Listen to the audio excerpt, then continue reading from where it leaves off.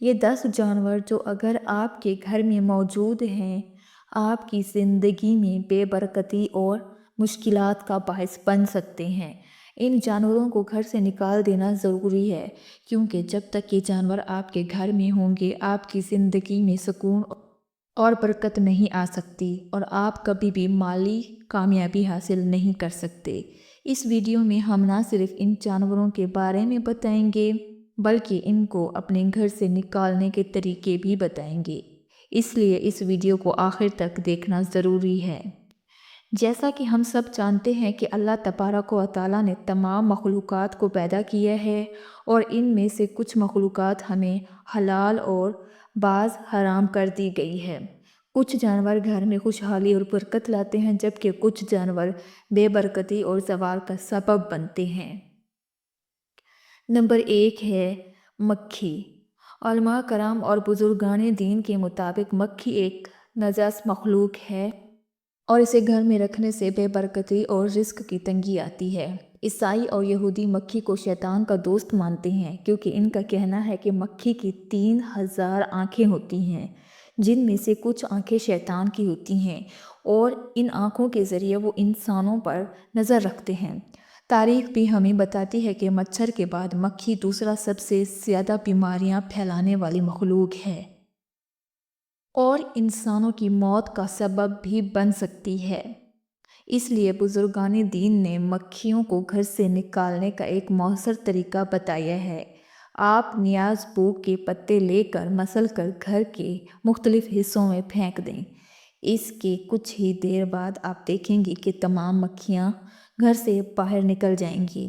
اس عمل سے نہ صرف مکھیاں دور ہوں گی بلکہ آپ کے گھر میں سکون اور برکت بھی آئے گی۔ نمبر 2 ہے چھپکلی۔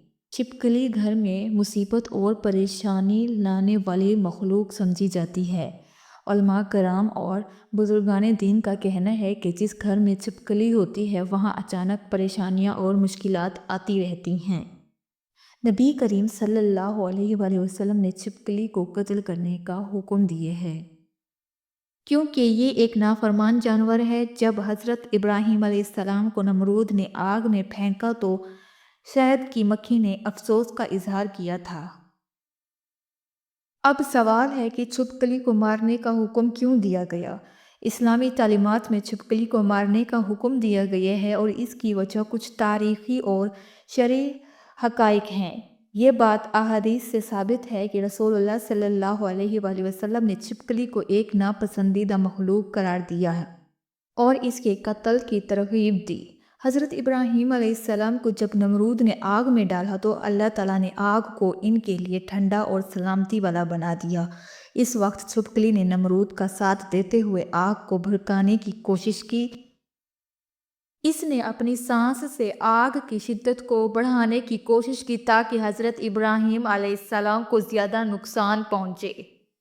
رسول اللہ صلی اللہ علیہ وآلہ وسلم نے اسی واقعے کے پیش نظر چھپکلی کو ناپاک اور نافرمان مخلوق قرار دیا۔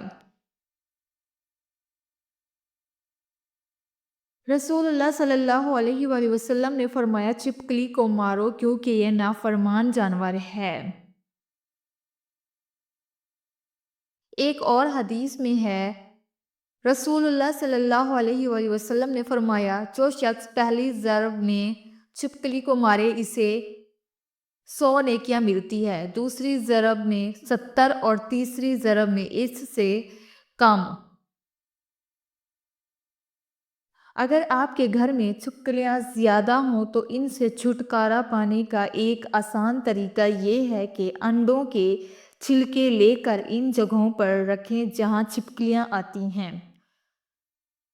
چند دنوں میں آپ دیکھیں گے کہ چھپکلیاں آپ کے گھر سے باہر نکل جائیں گی۔ نمبر 3 پہ ہے چوہا۔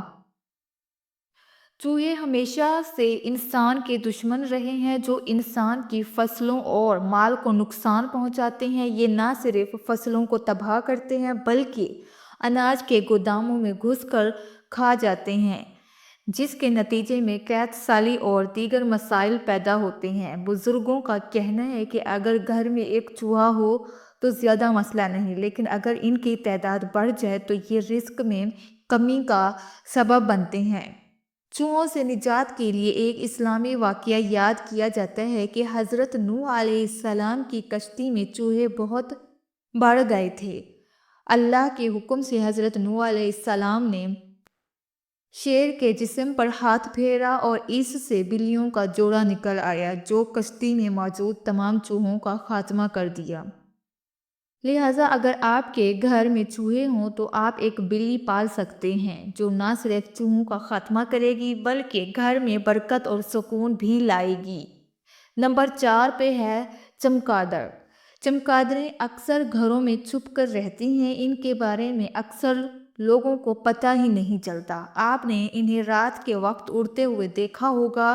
بہت سے لوگ چمگادڑ اور چمچڑک کو ایک ہی سمجھ لیتے ہیں لیکن حقیقت میں یہ دونوں مختلف جانور ہیں۔ چمگادڑ کا سائز بہت بڑا ہوتا ہے، بعض اوقات یہ ایک کوے کے برابر ہو سکتا ہے اور یہ ان درختوں پر رہتے ہیں جہاں پر دن کے وقت الٹے لٹکے نظر آتے ہیں۔ چمچڑک کا سائز چھوٹا ہوتا ہے اور یہ زیادہ تر پائپوں یا پرنالوں میں گھس کر چھپ جاتی ہے جہاں ان کے بارے میں گھر کے افراد کو کچھ پتہ ہی نہیں چلتا۔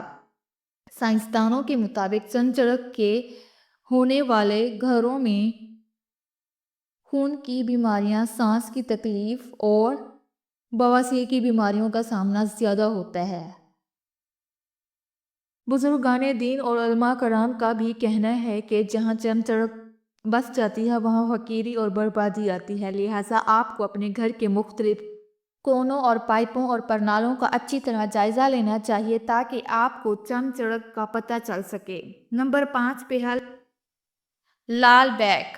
بزرگوں اور علماء کرام کے مطابق لال بیگ ایک نجس کیڑا ہے۔ جس گھر میں لال بیگ کی زیادہ تعداد ہو وہاں بے برکتی اور نحوست آتی ہے۔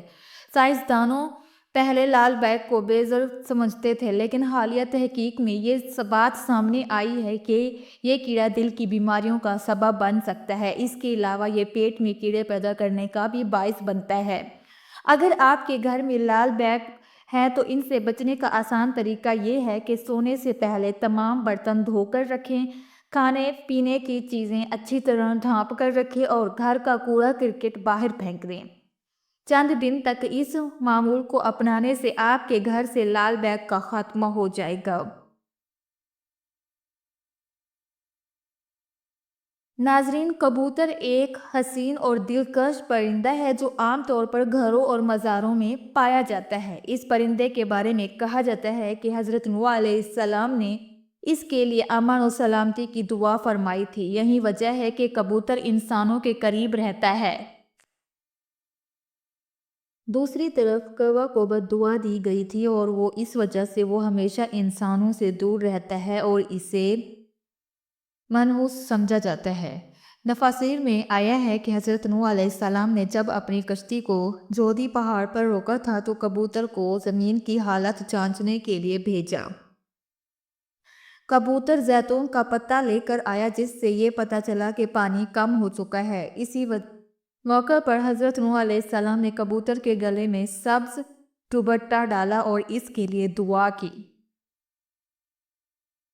اسلامی تعلیمات کے مطابق پرندوں کو پالنے کی اجازت ہے بشرطیہ کہ ان کی غذا، سردی، گرمی اور بارش سے حفاظت کا انتظام کیا جائے۔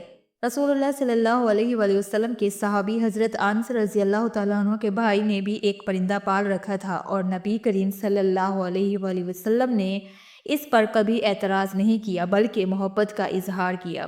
کبوتر کو گھر میں پالنا باعث برکت ہوتا ہے لیکن ضروری ہے کہ ان کی تمام ضروریات پوری کی جائے اور انہیں تکلیف نہ پہنچائی جائے۔